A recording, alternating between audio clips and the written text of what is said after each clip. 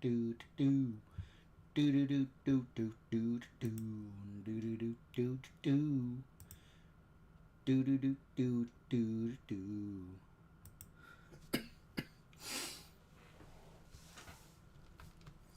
Alright, we're going to be watching a lot of video pretty soon, so I don't know what's going on here. Give me a second. Let's see.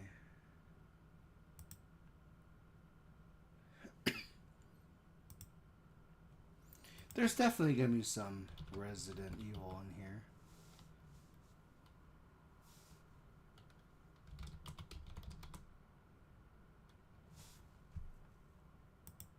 Yeah, we're going to see some Requiem. Okay, we have a million.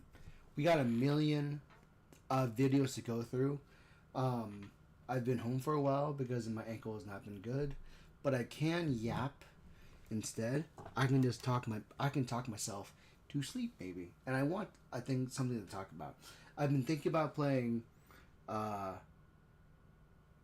Obscure, but also the announcements are a thing. So let's jump in.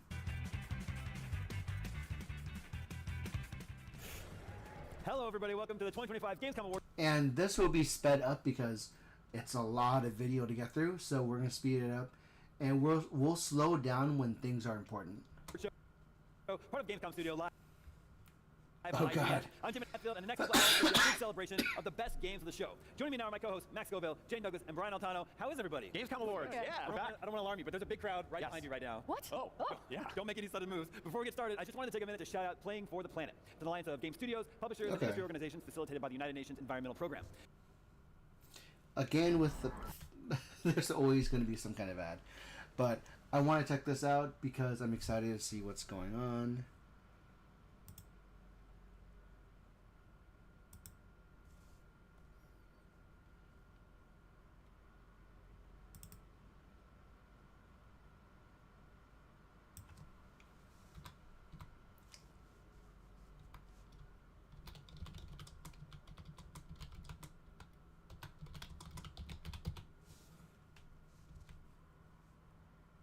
Let's see.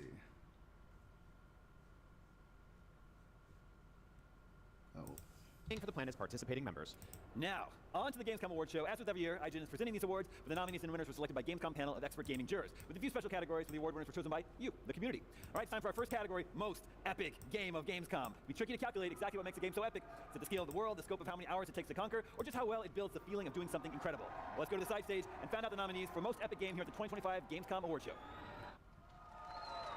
Welcome, guys. Leonie, wouldn't you agree that most epic, this category brings together games that captivate players with epic narratives, Okay, so most epic. Wait, what? Most epic what? graphics and intense gameplay. This category brings together games that captivate players with epic narratives, breathtaking graphics, and intense gameplay, leaving a lasting impact that resonates long after the game is over. So, based on those most epic experience, Crimson Desert. Honestly, let's see, because of all these things, this is basically Super Mario if it was violent. Warhammer Space Marines 2 is an action shooter like that. That's fun. Being actiony is fun. That's actiony and that's fun. But it's most likely Resident Evil Requiem because people are just extremely excited. That is exactly how I would describe epic, yes. We should read out the nominees. Nominated for Most Epic Game is Crimson Desert, Dune Awakening, Resident Evil Requiem, Super Meat Boy 3D, and Warhammer 40K. And the winner for most epic here at Gamescom 2025 is Resident Evil Requiem. That sounds pretty obvious just because it's really anticipated as well. Super anticipated. Congratulations! Congratulations! How are you feeling? Very great, and on behalf of the development team, we're very honored and very grateful to our community that they gave us this amazing award, so thank you so much. All right, you'll have plenty of time to chat about the award inside. Thank you so much for being here. Give it up for Resident Evil! Give it up! All right, congrats, Resident Evil Requiem. Gamescom says the most epic game is characterized by an unrivaled sense of grandeur, scope, and awe-inspiring experiences. It captivates players with epic narratives, breathtaking graphics, and intense gameplay, leaving a lasting impact that resonates long after the game is over. And Resident Evil is the one that checks all those boxes. Please welcome our friend from Capcom. Congratulations. Could you please tell us your name? Thank you so much. I'm PR Manager Central Europe for Capcom, and on behalf of our teams and development teams in Japan, we would like to really thank you for the honor and especially for all the love and anticipation that Resident Evil Requiem has been getting here at Gamescom in Hall 9, where you can play it, but at the same time also we're so looking forward to having it in your homes next year. It's really exciting to see because like this is gonna be one of his. This game's gonna be framed at one of I think the series' most anxious characters, because she's the daughter of someone who's been unalived, and she has to go back to a place of trauma where Chris Redfield, Claire Redfield, Leon Kennedy, Jill Valentine, everyone that we've ever played as a character in this game has had training and was able to like have a better response towards it, have a strong response towards these triggers. But Grace Redfield seems to be the most traumatized by the events, and her perspective is going to be really fun. Plus, first person, third person perspective is going to be exciting. We don't have to wait too long. It's out in February. Exactly, yeah, right. Yeah, I'm incredibly excited for this game, and I like the fact that it won Most Epic because a lot of the stuff we've seen so far have been very tight, scary hallway scenes, and it got me thinking, like, Epic doesn't just have to be, you know, a massive, sprawling open world. Sometimes it's just running from something horrible down a very scary little house. It's interesting that everyone feels like when someone says, oh, it was terrific, you're not sure if they mean like in a good way or in a bad way, because they have so many feelings all at once while experiencing the demo, so it is always really, it is addicting. That makes sense, though, because the idea... It's a terrific idea to where they're expecting, like, when they play a Resident Evil game, there's a large... The studies have proven that Resident Evil going back into its roots of horror, like they did in Resident Evil 7, was a good decision. It's not... It won't be too actiony. It's focused on horror, and then that cocktail in Resident Evil 7 was weirdly changed in 8, and then now from what people's reactions are, fixed in 9. Yeah. Have you gotten to play much of it? Like, have you played a lot of the game, or is it still sort of a mystery? I've seen to a you? lot of the game, and every playthrough really has been so different. So I got surprised like almost every time. Every time I thought, now I know where the scares are.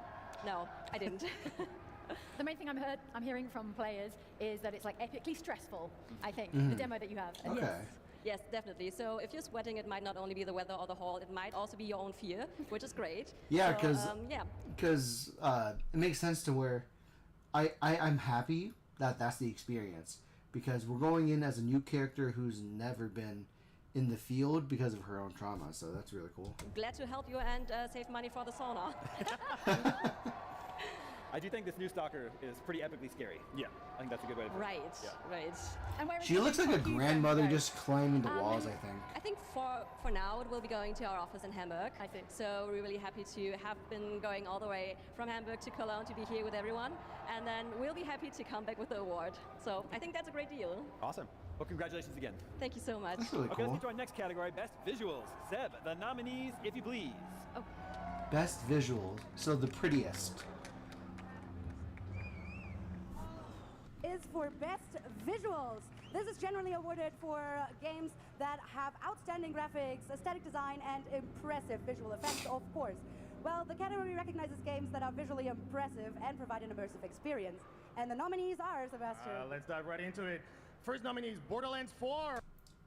Again, Resident Evil Requiem, so I would probably say Resident Evil might get this because of its like realism and its, I would say, eldritch like interpretations of like the worst case scenario happening, but that's really cool. I know Borderlands has a distinct art design and visual design that's been consistent in the past couple games. Neo, let's what's Neo again?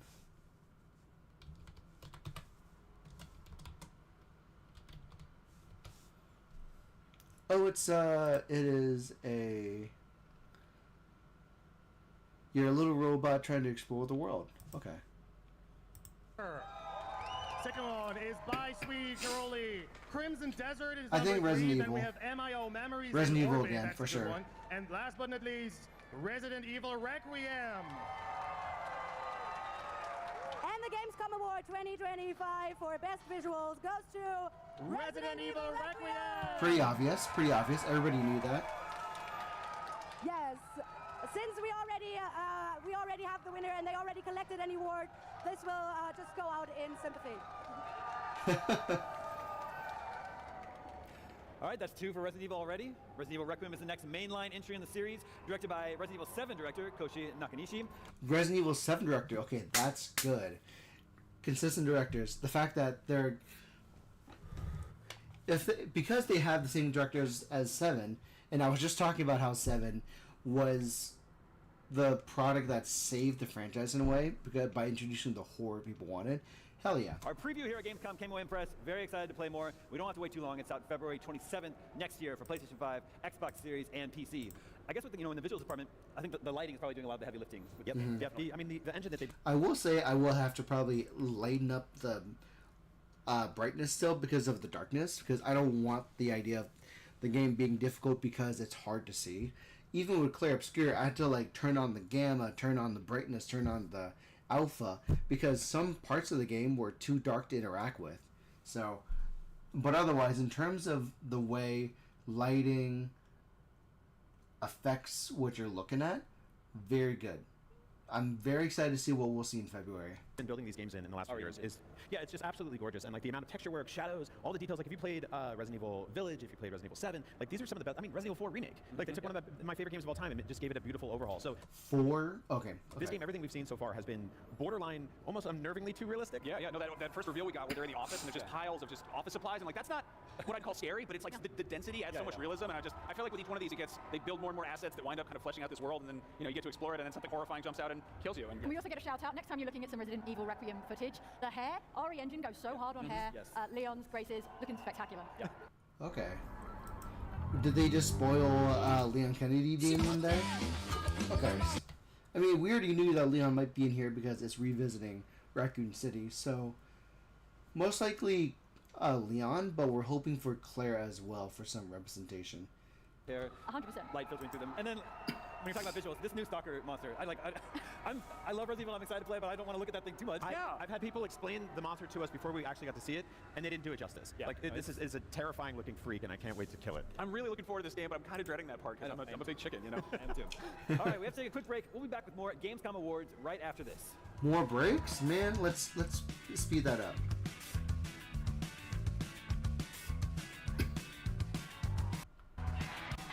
The average Cinefix movie list features nearly 100 different films and can add we're movie people. We can't even count down from 10 without ending up at like 96. Subscribe to IGN Movies and TV for more Cinefix movie lists. Bad at math, great at movies. Can't find that final collectible you're missing? IGN strategy guides and interactive maps are here to help. One step at a time. IGN guides are trusted by millions, easy to use, and best of all, free. It's good, right? You need to beat your game maps with your own more. So many ads. I don't want the ads. We gotta skip through as much of the ads as we can. We're not here for IGN ads because we're already watching it. We're here for IGN awards, not ads.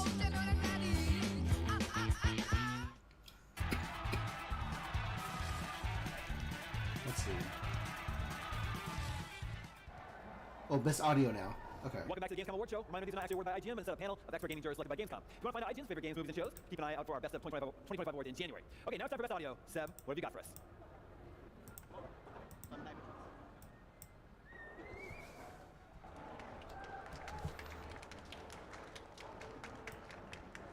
Sometimes.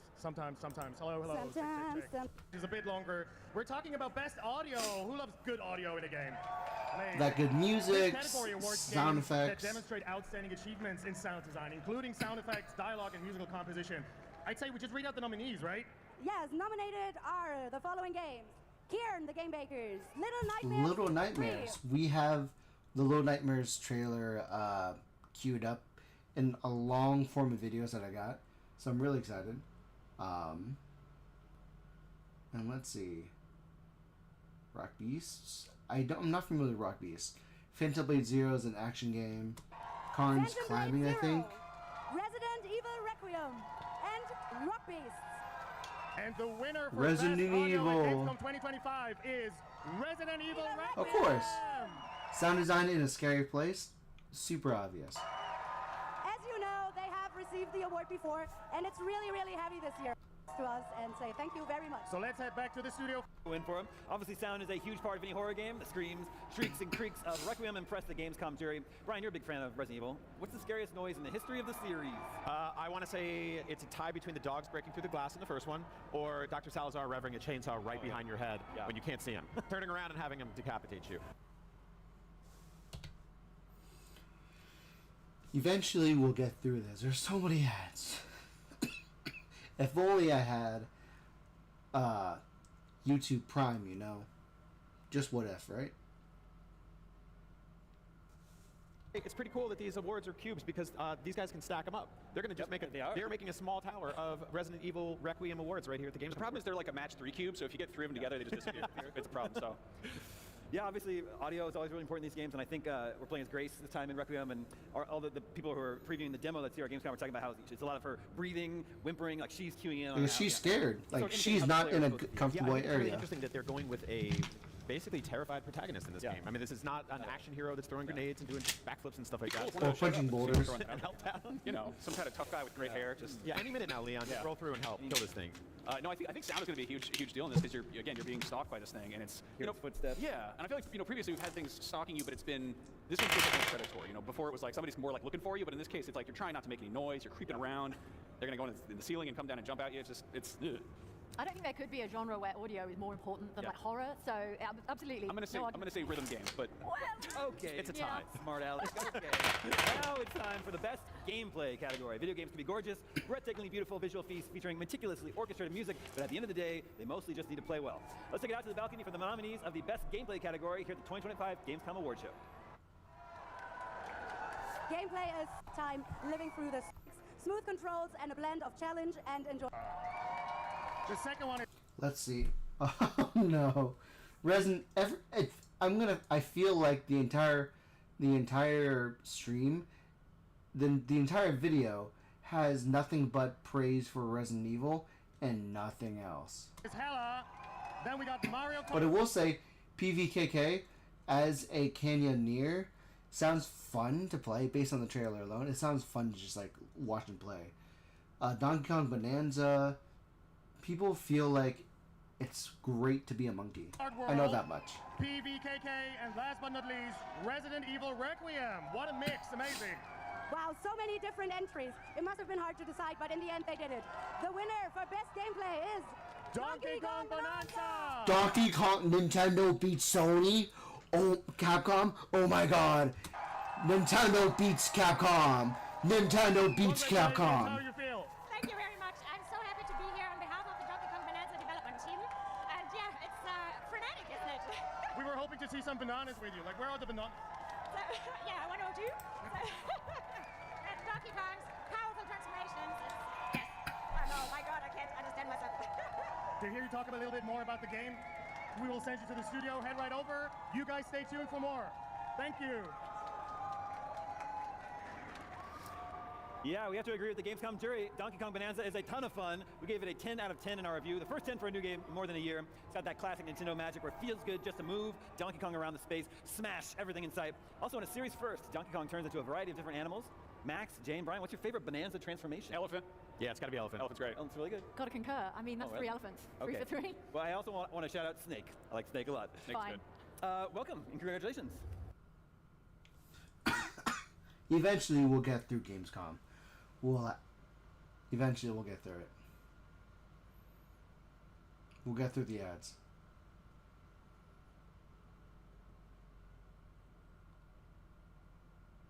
Thank you very much for having me here. It's really an honor to be here again. And yes, of course, the Donkey Kong Bonanza development team is happy very much that we're receiving this award.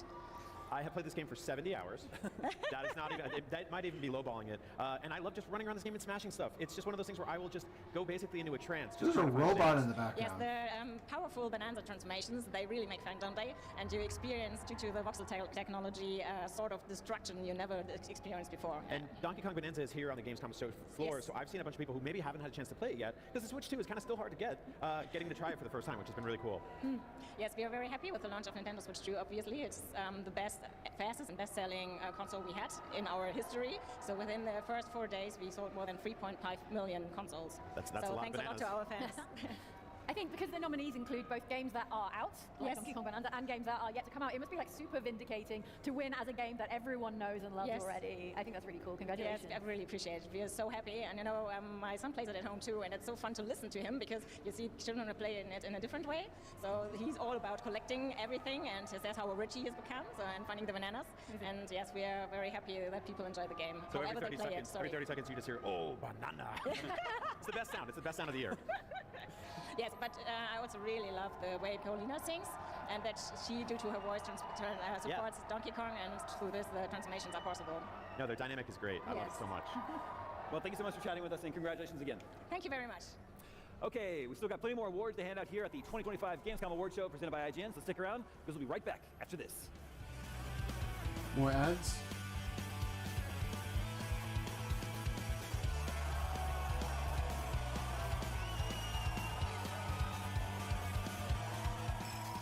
The Cinefix Top 100. A list so secretive even we don't know what movies are on it or where they rank. What do you mean you don't know? Each episode will Of expert. That's my fault. I should have super sped it. I should have sped it up. I should have sped it up. Jeez.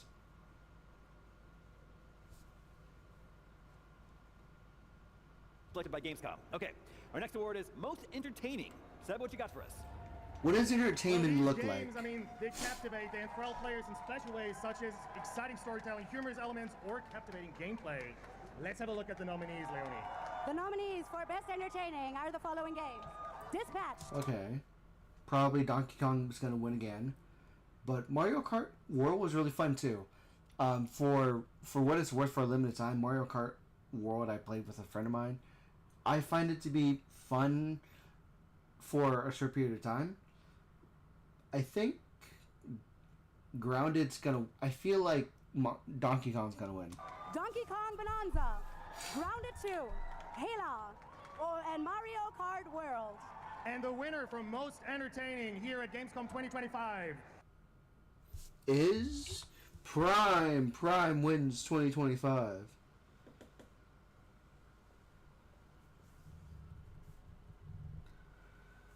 Oh, come on. God. Hella! Hella. Interesting. Congratulations. I don't know what Hella Of is. course. Yes. Oh my God, how are you feeling? Are you thrilled how Gamescom has been loving your game? Absolutely. This is an amazing award. We want to thank everybody who voted and who came here and just, made sure to cast the most entertaining vote. I mean, we have a very playful, entertaining game, so thanks. That's sometimes all it takes, right? Sometimes. It's just making a good game. We're going to send you to the studio right away to talk a little bit more about Hella and Appreciate the it. award. Thank you so much, very guys. much for being with us. Hella is a 3D platformer game where you play as a mouse exploring the Scandinavian countryside, solving puzzles and brewing magic potions so you can heal your sickly witch familiar. It reminds you of the Unravel games. That's probably because it's from Interesting. some of the same I developers. haven't seen that trailer Coming yet. to PlayStation 5, Nintendo Switch 2, Xbox Series, and PC next year. You can play it solo or with up to 4 players. Max, Jane, and Brian, how do you think you'll play this? As a mouse or as a mice? I didn't write it. Don't look at me like that. I didn't write that. I wrote that. I'll take credit for that. All right, okay. Now you have to answer it. I think both. I want to play this, on my own, but I want to try to play with my kid. But she's 4, so she's going to hold me back. So but she probably wants to be a mouse too. Yeah. Norbert, congrats on your award, man. Thank you so much. Thanks so much. So people are playing the game. Yeah. What has been your biggest takeaway watching people here at Gamescom play? I mean, this is the first time we put it into the consumer hands, right? So it's super, super rewarding just to see them, again, have fun. I mean, we've tried to create an experience where you can just goof around and just enjoy the environment and enjoy the mechanics that we put together for them. So how can you not have fun with a magic backpack shape of a frog, just with a grapple hook and glide? And I mean, it's just an amazing experience, and it's great to see them enjoy it. Is there any one Okay, there's a frog backpack? Okay. That's actually pretty interesting. Yeah, so what we created here is a very small demo of what the game is going to be. But what we have, again, we have a magic backpack which allows you to traverse really, really far and fast, like a spider mouse or whatever you want to call it. So I think it's just watching people enjoy the game together and goof around. I think that's the most rewarding thing.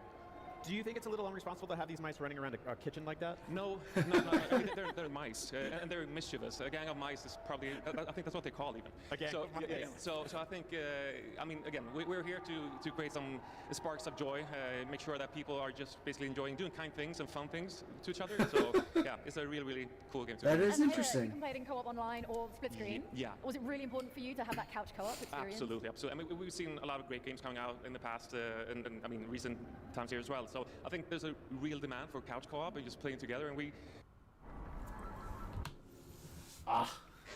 Come on, I want a complete sentence.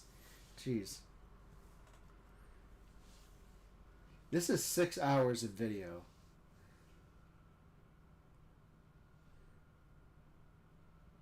We have a mechanic that we'll talk more about later this year, but that you're really never playing it solo. You can play it alone, but you're never really alone. So more about that and a shape mechanic that we'll introduce even further down the line. So really cool. Well, it seems like it's really resonating with people. People are excited to play. It's meant to be sort of a relaxing experience. So take us back to the original idea for the game. Yeah, I mean, it's a really wholesome game, right? Yeah. So we really want a place, like a haven, to just go out and relax. We tend to talk about something called Shinrin-yuko. So it's Japanese for forest bathing or forest bath, which is a pretty cool thing. And we just want people to be able to come home from work or from wherever they've been and just kick on some hella and just go into the Swedish nature or the Scandinavian forest and really just relax and or have somebody's fun. kitchen. Or somebody's kitchen, and be a bit of a I really like that they're like real mice. They're very realistic mice. We get a lot of cartoon animals that are just kind of humanoid creatures. Yeah. Did you study any real mice when you're making this game? I mean, Did you both have real mice? Yeah, did you both have didn't mice? really, but we've been studying it for sure. But again, we have a great, talented team, and it's such an honor to be, head of studio for this studio, and the talent that we have here. The things that they're able to do and make things come alive, it's just a blessing. So super happy about that. Well, congrats again, and we look forward to playing Hella next year. Thank you so much for having us. Okay, next up, the Gamescom Award for Most Wholesome. Let's hear the nominees. Most wholesome. That's an award. Video games have many different purposes. Some are very mysterious and puzzly, some are very action-packed. But in this category, we nominated games that have a particularly positive and loving Give me a second. I have to plug in something real quick. Hold on. Whew. Let's see if this charger works. I'm trying to charge my massage gun because my feet's not feeling good. I hope this charges. Otherwise, I have to keep looking around my house.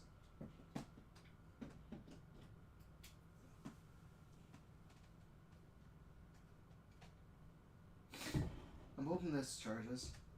The red light's a good thing, I believe. It's supposed to be red. That means it's charging. Okay. It's charging, from my understanding.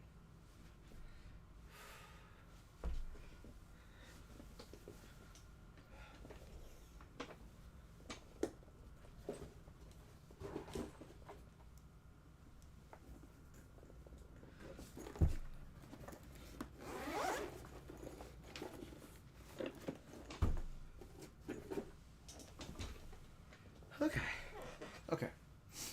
They provide players with a sense of warmth and joy, which is very, very important.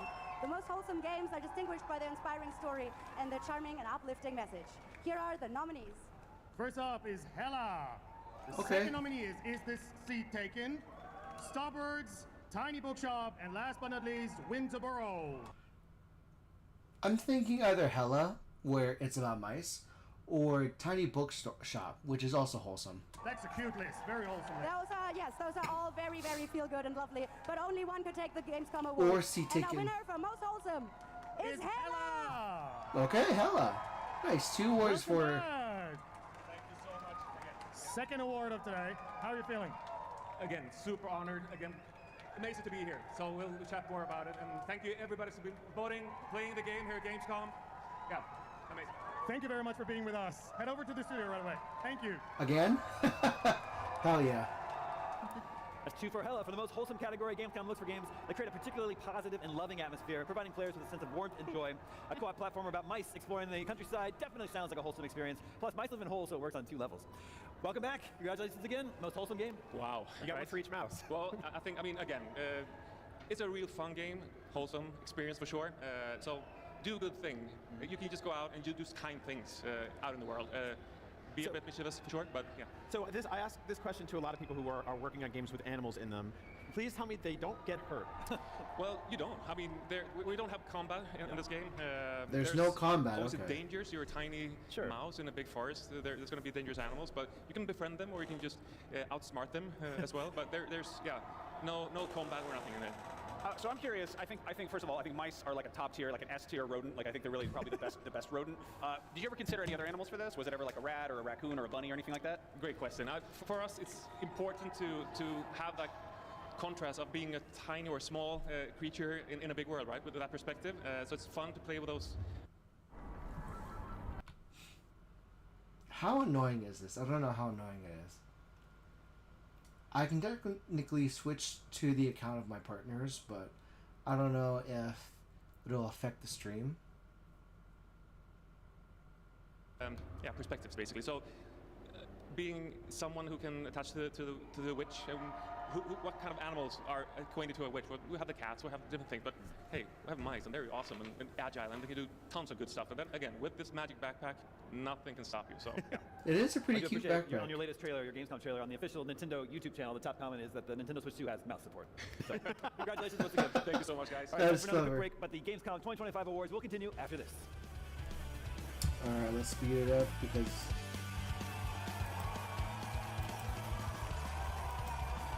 Let's speed it up.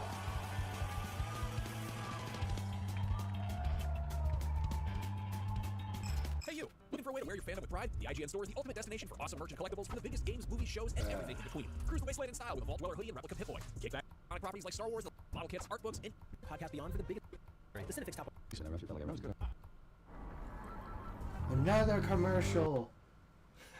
I'm trying to get through this as quickly as I can, I swear.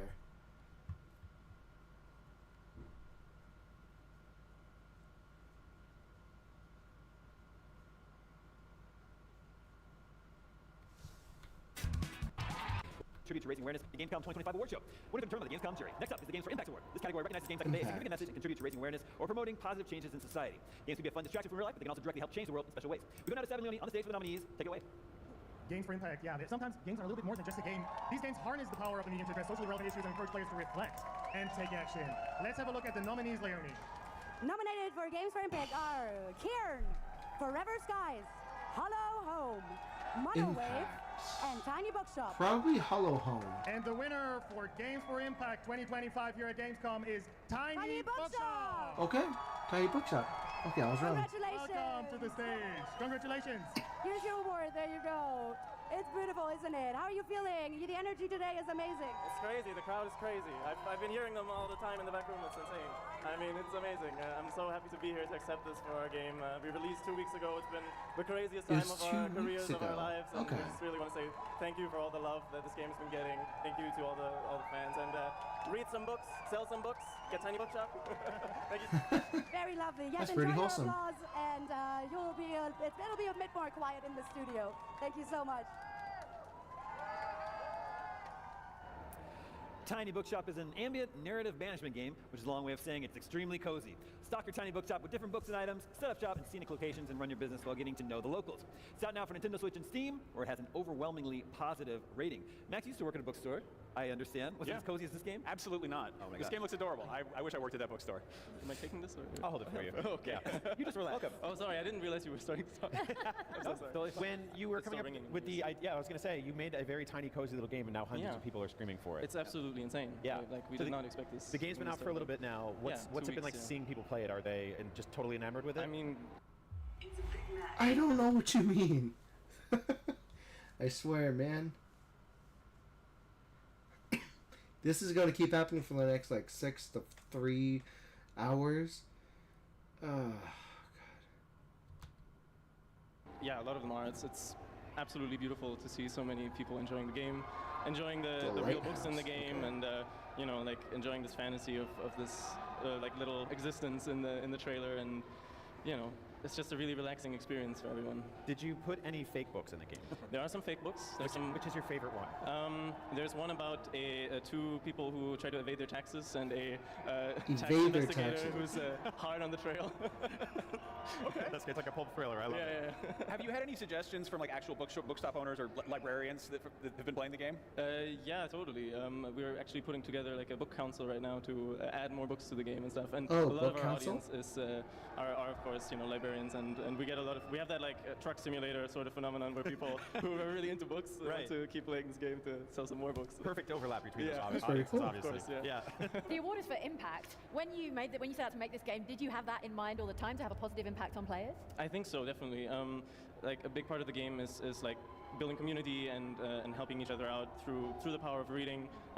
Bringing people together in this town, and also like provoking some change in the town. Like you do a lot of fundraisers around town and help out like the locals. You help like organize concerts and stuff like that, and all while selling books, and also inspiring people through the content of those books. Yeah. That's awesome.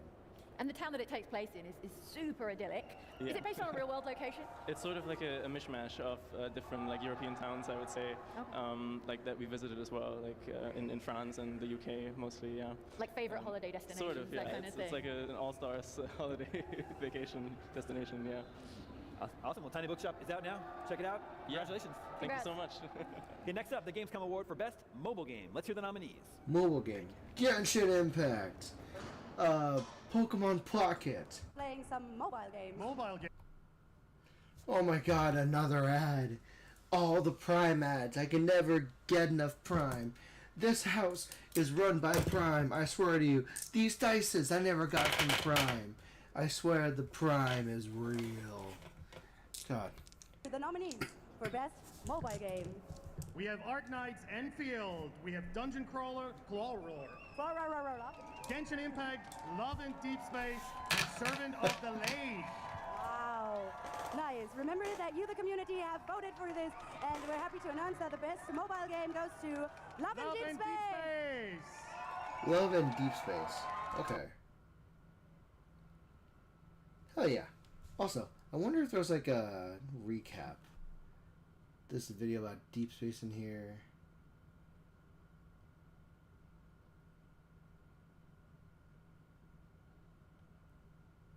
Best Xbox game is Grounded.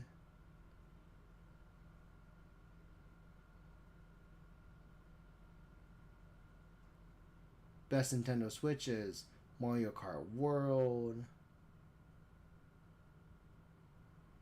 There's so much for 8 hours. Oh god, 7 hours. And tomorrow's the last day too. Oh, so many games. Oh god. I don't know how I feel about this. Congratulations to both of you. Come around. There's just a lot of game to show, man. We're very excited. You will have the chance to talk a little bit more about your game and what it means to you and what this award means to you in the studio. Head right over. Thank you very much, guys. Love and Deep Space is a 3D action RPG in which players take on the role of a super-powered deep space hunter, battling cosmic beings in a sci-fi universe. And as the name suggests, romance plays a major role, and players establish relationships with one of 5 love interests who can then join them in battle. It's released in January 2024. Funny enough, like the sell of this game is that instead of the moe fantasy most guys get from like gacha games and getting like the attractive female characters, it's women who gets the chance to get these attractive men, and there's a lot of spicy content in here. There's like a lot of spicy suggested content in here. Very spicy. Surpassed 10 million downloads in just 3 days, and currently boasts 50 million players worldwide. Quite a few of them showed up to Gamescom. The Love and Deep Space booth has one of the longest lines in the entire show this year. If you're here, you can go check it out for yourself next door in Hall 6. There's a lot of interest in this game. There is, and like you say, the queues are enormous here at Gamescom. Also, you can get your photo taken, a little photo op with one of your love interest faves. So maybe we can go check that out afterwards. Yeah, I think we should. Have you played Love in Deep Space? I am. I'm a fan.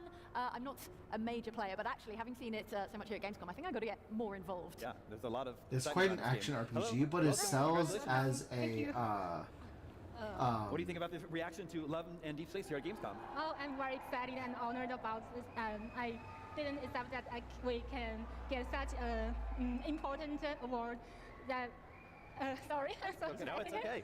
This is the biggest video game convention in the world, and you have the biggest line of any game at this convention. I've been doing this for a long time, and I've never seen that many people. Hi. I'm the translator for. Welcome. Thank you. Do you have any message you want to send to all the people who stood in line to just... I don't know how much longer I can take this. I've been trying for 40 minutes.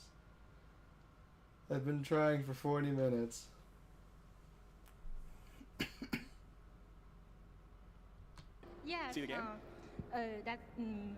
I will switch to Chinese to express more corrective feelings of myself and 是非常感谢就是Gamescom 还有非常感谢评委们能够给到我们这次奖项，然后这个对于我们一款中国研发的新项游戏来说是一件非常非常难得的事情，我们也为此感到自豪和骄傲。当然，我要最郑重的在这里感谢我们的玩家们，因为正因为有我们的玩家的支持，我们才有可能能够得到这样的成绩。因为我们一开始在开服的时候会有一个愿望，就是我们希望能够。全球热恋，顶峰相见。然后我们的猎人小姐们让我们真的做到了这一点，然后这让我们非常非常开心，也非常感谢大家。Don't understand any of this. She's speaking a lot faster than I expect she did. 我优秀的老板，还有优秀的同事们。Oh, Chinese is so fast. 然后就是真的非常非常感谢大家。 And this is you customizing your own 我也希 character. 望祝福大家能够永远的拥有梦想，然后拥有爱，然后能够热爱自己，热爱生活，然后能够把真正的就是做幸福的女人。谢谢大家。 So thank you very much to all of our hunters. She got her. Oh, she's speaking in Chinese so she can let her interpreter interpret. Okay. The creators of Love and Deep Space, to my incredible colleagues, and of course to our five love interests, Xavier, Zane, Raphael, Silas, and Caleb. So today, as a romance game from China, we feel both surprised and also deeply proud to receive the honor. This honor belongs not just to us, but also to every hunter with us. And you are the ones who turned together at the pinnacle of our love into reality. So may we all carry love, dreams, strengths, and also may we always cherish ourselves and find lasting happiness. Thank you. Good advice. Whoa. Thank you. Good advice. Beautiful. Congratulations. And I hope you enjoy the rest of Gamescom. Yes, thank you. Why is she on her knee? I feel there could have been another chair for this person, for the interpreter. Okay, Love and Deep Space is out now for iOS and Android. It's free to play. We've got to take a very quick break. We've got lots more Gamescom awards to hand out in just a bit, including the awards for Best Xbox Game, Best PlayStation Game, Best PC Game, Best Nintendo Game. Stick around because the Gamescom award show continues after this. Here's the thing. I need to roll and decide if I want to keep dealing with this. It's been 40 minutes. It's been nice knowing some of my choices were accurate, but it doesn't help that Prime does. YouTube is pushing the insistence of subscription so hard that they're gonna bore you to death and make you want to get a membership. And according to my dice, I have to change. I'm going to need to change videos. IGN Plus is where your adventure begins. What are you selling? Plus is a place to get unlimited access to all the tools you need to be... Alright. So now that we've moved on finally, dear God, we finally moved on.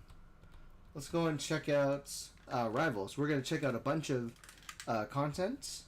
Ooh, 4K. Thank you. Thank you for the 4K experience. It's a 2-minute video, so that should be fun. Let's check this out.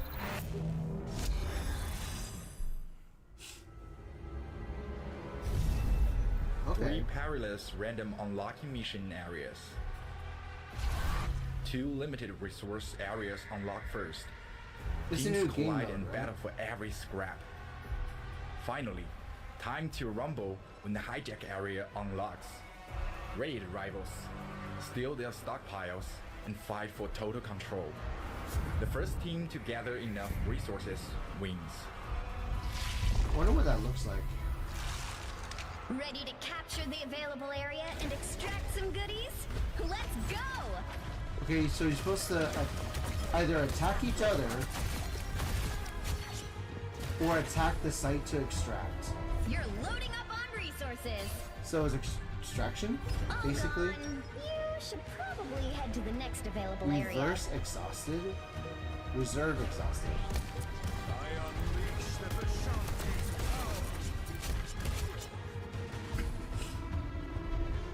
Great job. You're loading up on resources. Okay. So who do you get to rumble The rumble then? phase is about to begin. You're fighting against the opponent still. Because both of you guys are fighting for resources.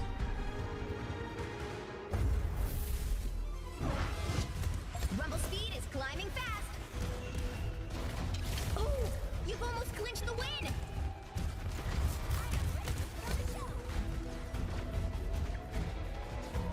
You're getting rumbled.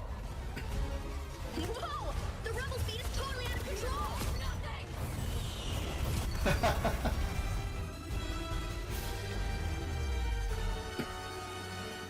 Another epic victory. Okay, so once you win, okay, that's a mode. That's the mode they decided to do. You know, I don't know how I feel about it because it's a different mode. It's different from the escort missions. So, sure, that's not too bad. But I don't know how I feel about it. You know, I don't know how I feel about it. We do not addressing the EOMM what? Allegations. What's that about? I'll check it out later.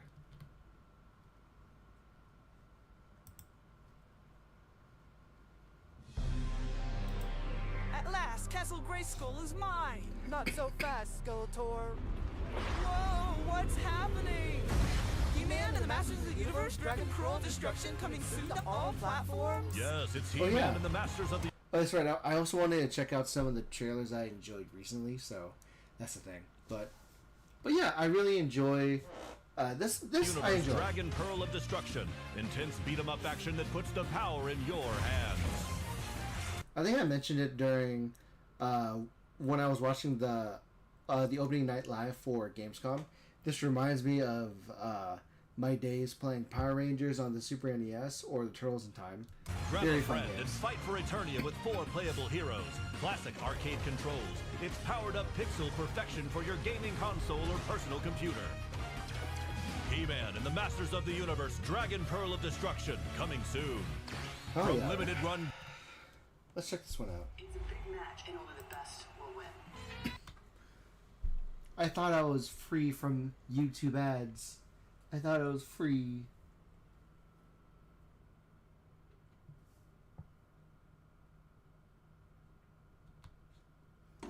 I will say, this whole thing with Tony Hawk Pro Train Skater, really fun.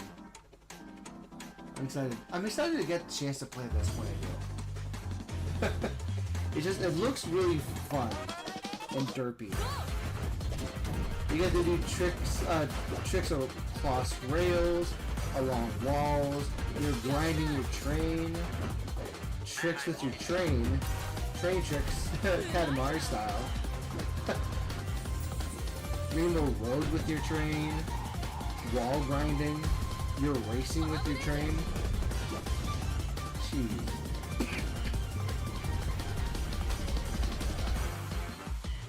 This is pretty epic. All kinds of trains. There's like 9 bosses of trains, it looks like.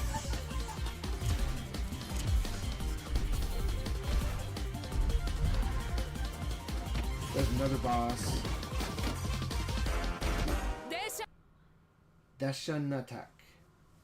A dench attack. That looks really fun. Oh, and Xbox Anywhere and Game Pass. That's really fun. I'm excited to play it. It's a big match, and only the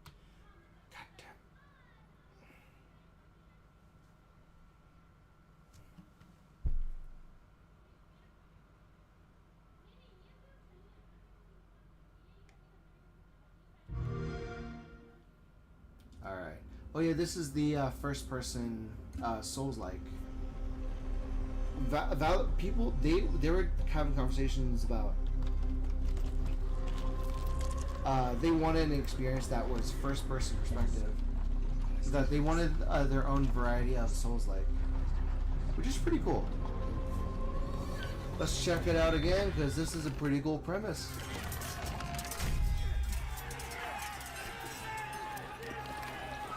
This is the Napoleon War. Now that I've looked in it.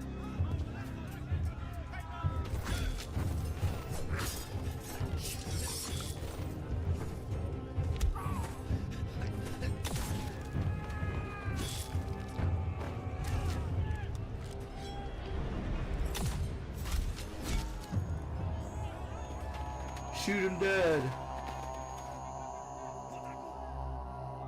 Shoot him now. Shoot him now.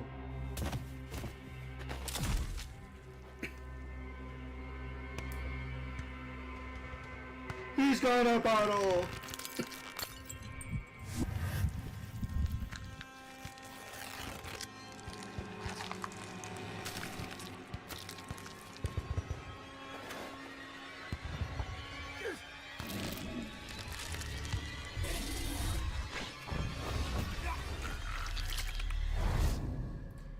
Again, it's very crazy. The Napoleon War.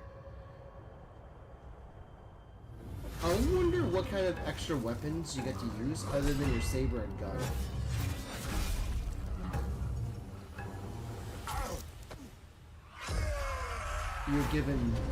You're given like eldritch powers on top of this. That's really cool.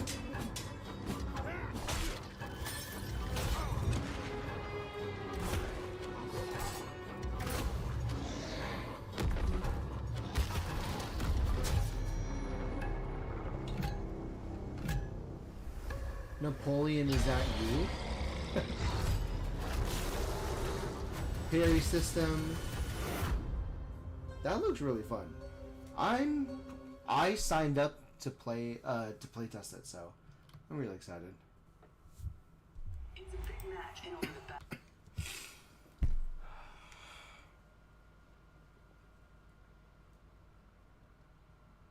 But I just want to check out some of the trailers again. I like it. Millions of souls pour into the underworld every day. You're no different. My lord, he's here. Okay. I bid you walk the mortal world once more. Fallen leaves return to their roots. You shall gather the souls that stray. I've watched over this city for ages, and every name in your scroll of death. Not one of them died quietly. You. Oh no, Rono Zolo. You can judge my fate. Why wrestle rogues when their artifacts can do what brute strength cannot? You get multiple weapon types? That's really good. There's a long sword, and then there was a glaive.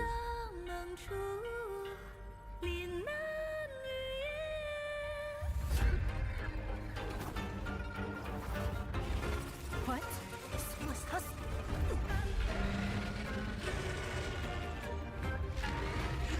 The living cast their dead to play, and sacrifice ignites the war banners! Boom boom! Here we go again.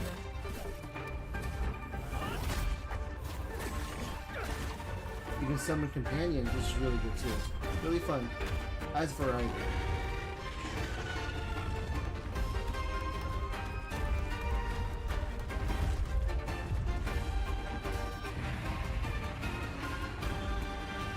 Weird. Why is Senryu corrupt? How can you know that? You know, good question.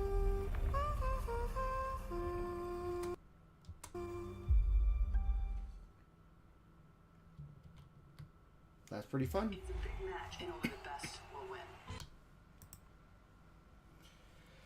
Oh god, every trailer.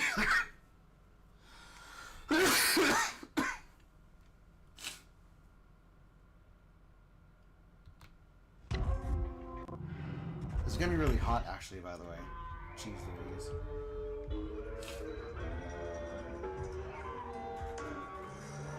Oh, that's a robot? I thought that was like something else entirely.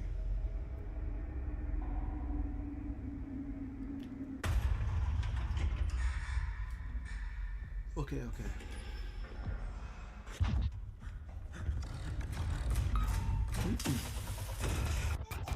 So the stun didn't work, clearly.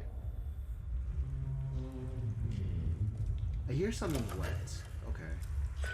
And you have to manually switch the gears of the gun. Okay. You know, intuitive.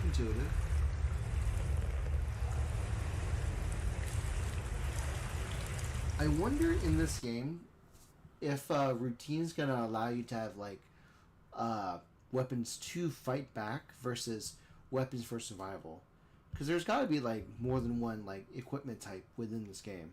So if it's gonna strictly have surveillance type weapons only, then who knows, right?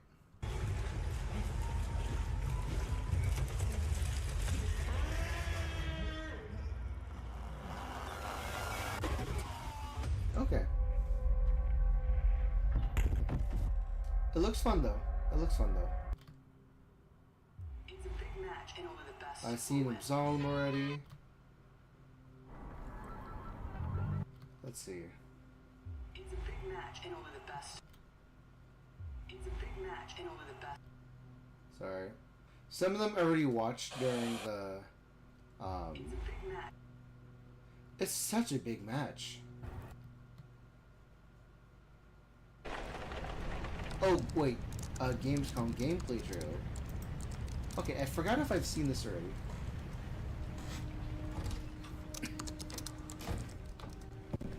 Man, come on. Touch my hand. I missed you. Touch my hand. Well, if you're gonna work so late. Get some sleep, eh? I'm almost done. Just a sec. It's really coming down hard. Mom, phone. Great. Mom. It's right beside you. Teenagers, am I right? Hello? Miss Ashcroft? Yes. Who's looking for the Ashcrofts? Not Wesker, because Wesker's dead. Dunno. They asked for Miss Ashcroft and then they hung up on me. Rude. Uh-oh. What the? They're coming. Grace, we need to go. Go where? Mom, what's going on? Hurry. Wait, who's coming? What's wrong? Shh. We need to keep our voices down. This is ridiculous. Come on.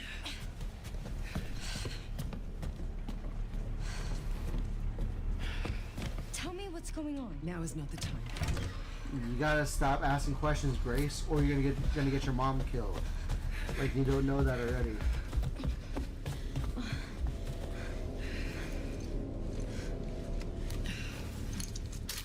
Look at that Glock. Stay close. Mom, You gotta wait. follow mom. Grace, keep moving.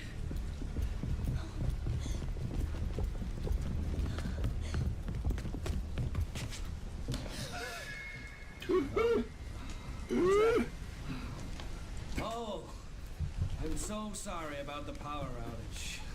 What happened? It's really no excuse, and I apologize for the inconvenience. Oh, no, it's fine. Don't worry. I should have it fixed soon. I just need to find my... Again, how did you hide right behind the desk? That's my question.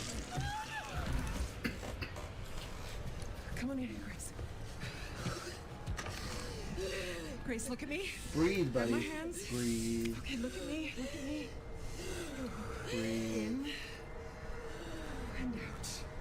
Breathe in and out. Oh, Grace. I promise you, I will explain this all to you one of these days. You gotta give your mom some peace. Please know that you are my hope. Never forget that. What are you talking about? Just I love you. I love you too.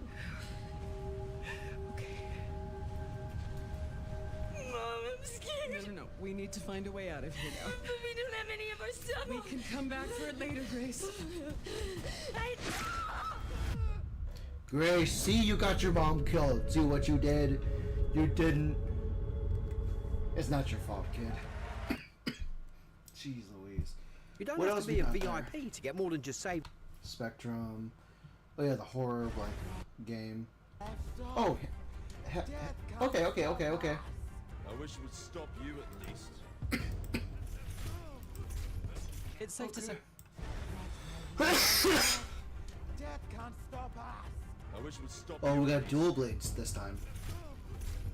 It's Dual safe to say we're daggers, currently looks living like? through a golden age for swordplay games. Sekiro and Ghost of Tsushima lead a pack of accomplished duelers where every strike, lunge and parry feels supremely satisfying. Hoping to find a place among them is Onimusha Way of the Sword, Capcom's long-awaited return to a series slumbering since the PS2 days. And There's two bars? Why are there two bars? on a small sample I've been able to play at Gamescom 2025, I'd say its chances are looking very good indeed. Why are there two health bars? But apparently the red one matters less compared to the yellow bar. No challenge.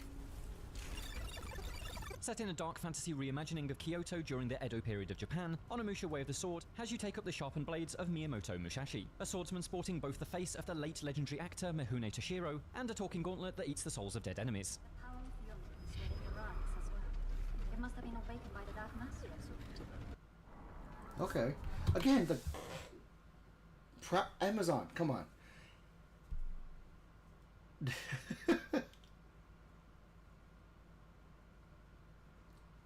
We could never have enough Amazon, right?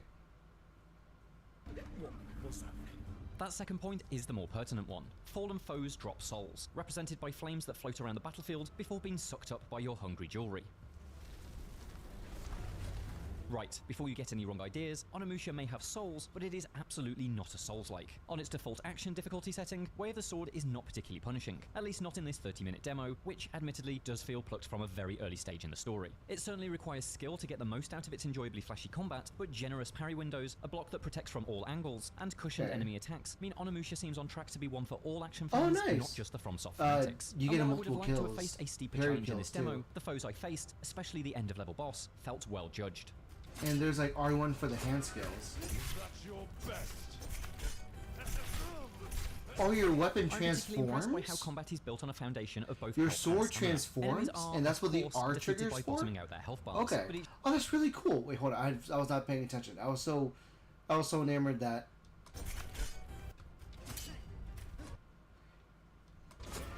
That's your best. Then dual blades. I'm You're gonna have dual particularly blades impressed by for how short. combat is built. Oh, okay.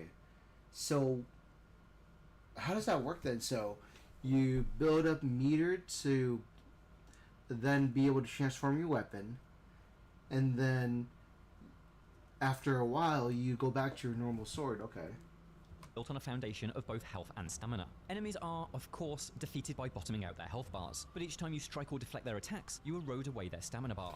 Okay. Red stamina, yellow's HP. If that hits zero, the foe becomes exhausted, quite literally pausing to catch their breath. This is, of course, the perfect time to strike. A single button Or press triggers square. a break Eason move that violently dismembers your target. The animations are gloriously extravagant and can be chained together if a couple of enemies have been exhausted at the same time. Okay.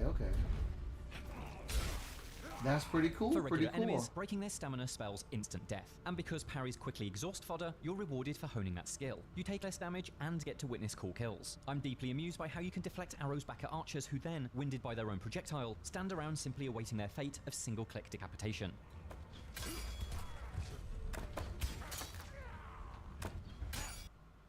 Okay, you can parry the arrows back at them. Not actual physical, it's not proper physics, but sure, that works. Of all the time to keep looking at these, that's definitely a Japanese office. But things change when it comes to stamina bar at least once before being able to deal the final. Is a much Sasaki Ganryu, a tall, gangly samurai powered up by his own gauntlet, is a much fiercer affair in which you'll deplete his stamina bar at least once before being able to deal the final blow. In this situation, is a final clash against the exuberant Sasaki Ganryu. I missed out on something. The volume was really weird too. But things change when it comes to boss fights. The demo's final clash against the exuberant Sasaki Ganryu, a tall, gangly samurai powered up by his own gauntlet, is a much fiercer affair in which you'll deplete his stamina bar at least once. Again, we don't know what the purpose of dual gauntlets are for, because I don't remember instances in other Onimusha games to where there was other people with gauntlets. Onimusha 3 was the only other one to where Jean-Pierre was a character in the game. He had his own gauntlet with his own movesets. Before being able to deal the final blow. In this situation, an alternative version of Break Eason plots 2 marks on your target. Strike the red one, and you'll be rewarded with a burst of extra damage. Hit the purple to generate a bonus batch of souls. You just died! Done having fun yet? Uh-oh. And that brings us back to souls. These flickering flames are color-coded. Red souls are used to purchase upgrades, while blue souls feed your Oni power gauge, which when full can be used to unleash special attacks. Yellow souls, meanwhile, are rarer and replenish your health. All 3 are vital, not just for their individual properties, but for how they form a cycle. What could be more fun? For instance, in the demo, Musashi was equipped with the 2 Celestials, a twin dagger special weapon that reaps yellow souls from fallen enemies. It can only be used when the Oni power gauge is topped off. As it's a powerful attack that requires resources, it's sensible to use it against tougher opponents who, naturally, deal more damage. Killing such foes with the 2 Celestials basically refunds damage that you take thanks to the yellow souls the attack creates. And so there's the cycle. You kill foes to gain blue souls, which powers up the ability to use special attacks, which cause your enemy to drop yellow souls, which instantly heal you from the wounds sustained during that fight. It perhaps doesn't feel quite that elegant in game, but there's a clear system upon which battle thrives. There are other examples of that too. Successful parries generously build a diamond-shaped meter that eventually causes your blade to temporarily erupt with damage-buffing blue sparks. Hitting that mark feels fantastic. The animation alone makes it feel as if the battle has been hit by a shot of adrenaline. But if you can continue a successful chain of deflects, you can sustain that buff seemingly indefinitely. It's another smart system that rewards consistent skill with your blade. It's only when I came to write this preview that I realised that Onimusha is very much a game about managing gauges and meters. You need to deplete health bars and stamina meters, build power gauges, and keep other buff-providing vessels topped up. On paper, that may sound dull and overly mathematical for a game about supernatural samurai fighting through demon-infested feudal Japan, but in practice, it works well. That's entirely down to the fact that the implement for juggling those meters, your sword, feels fantastic to wield.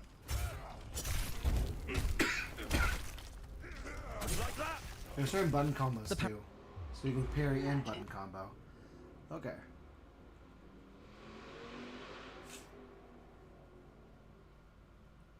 Yeah, that's actually kind of fun. Just the idea that, like, the way it's implemented, really fun. I like it. The parry window may be wide, but the ringing clang of a deflect is supremely satisfying, especially because the subsequent counterattack animation is so extravagantly slick. Slicing through the amusingly gross regular Genma enemies, which range from mutant swordsmen to what I can only describe as demonic floating Furby heads, feels great, but it's the boss fight that really sold me on Onimusha's swordplay credentials. There's almost certainly a secret science to nailing the feel of when steel lands on steel, and Capcom has absolutely cracked that. There's an energetic flow each time the warriors' blades meet and push each other away. And while the duel against Ganryu doesn't feel destined to go down as an all-timer, it is ultimately too easy to enter those halls. I think it acts as a decent enough promise that, further into the campaign, there will be something that stands up to the very best of Ghost of Tsushima. The Gamescom demo may have been short, little more than some winding paths and a boss fight in a temple, but it's more than enough to convince me that Onimusha Way of the Sword is built on rock-solid swordplay fundamentals. I'm genuinely excited to master them and take on its campaign's toughest challenges. But it's also made me curious about several other things. As a tutorial-styled section, the demo had no real exploration opportunities, so it's currently unclear what kind of scope the environments will work with. Then there's the story, which caught me off guard with its humour. There's hints of an amusingly rocky relationship between Musashi and the voice inside his Oni gauntlet. To purify this temple, you're only to find the source of this mission. Right, Gordon lady. Enough of that. If you're awake, I've got questions. I refuse. What do you mean you refuse? Listen here. Can't answer. Questions otherwise. The gauntlet laid in. And the pre-boss battle banter was just on the right side of goofy. I'm fascinated to see where Capcom has drawn the line between a dark samurai tale and sparky anime humour. But even if that line ultimately ends up drawing an uneven balance, I'm confident Onimusha's razor-sharp combat will more than make up for a few bad jokes. For more from Capcom, check out our Gamescom 2025 previews of Resident Evil Requiem and Pragmata. And for everything else, stick with IGN. You know, that was a really good preview.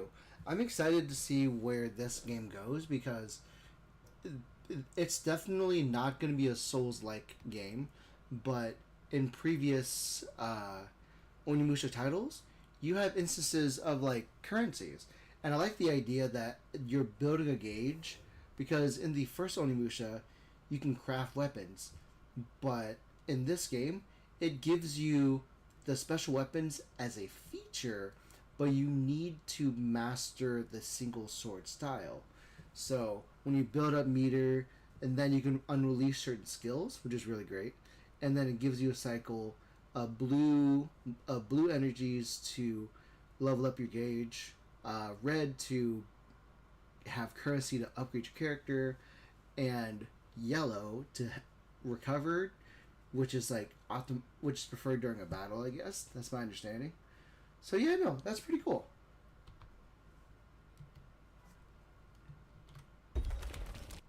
Oh, God. I will be right back. I'll be right back.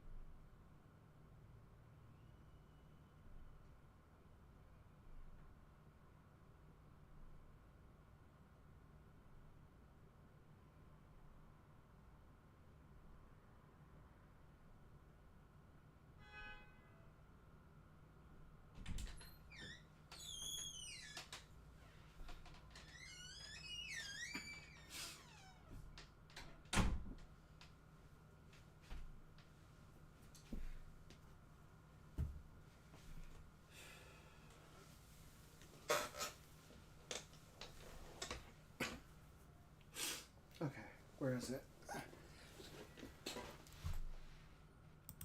Alright, I'm back. Gotta get my cough drops because I'm just coughing up storms for some reason. I haven't been feeling well for a while.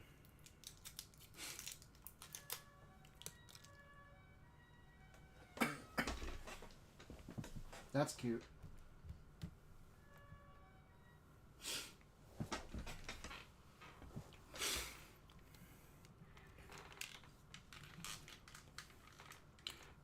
Alright, this is the hands-on preview of Resident Evil. I don't know why the volume's so low.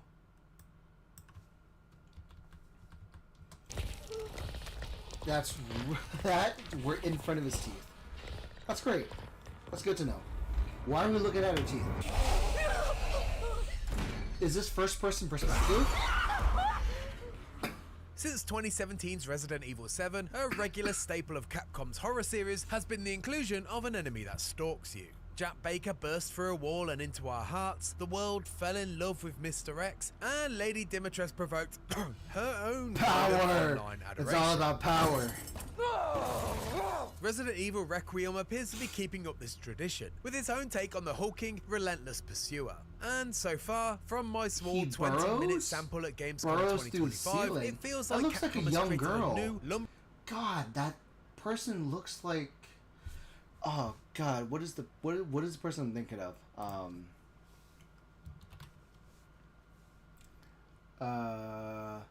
Resident Evil 1 enemies.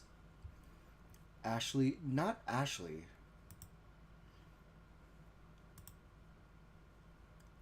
This one. I'm thinking. It looks like Lisa Trevor. Yeah, because like for.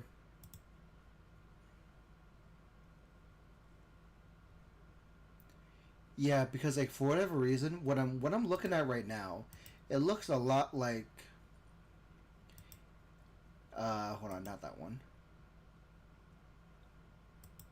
Nope. Why is it not looking at the other one?